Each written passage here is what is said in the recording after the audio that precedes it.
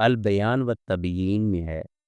سیدنا عمر بن خطاب رضی اللہ عنہ فرماتے ہیں، اپنے نفسوں کو خواہشات کی پیروی سے روک کر رکھو، بے شک خواہشات کی پیروی شر کے آخری درجہ کی طرف کھینچ کر لے جاتی ہے۔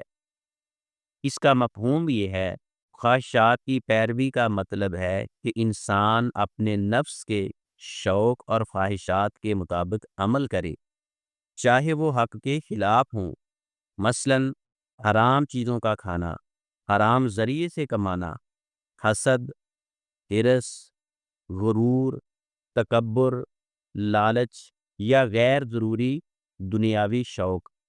شروع میں چھوٹے چھوٹے گناہ جیسے جھوٹ، حسد، فحاشی، حرام طریقے، سب انسان اس پر قابو نہیں پاتے۔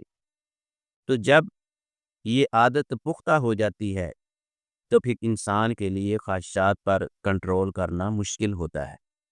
انسان کی روحانی بصیرت کمزور ہو جاتی ہے۔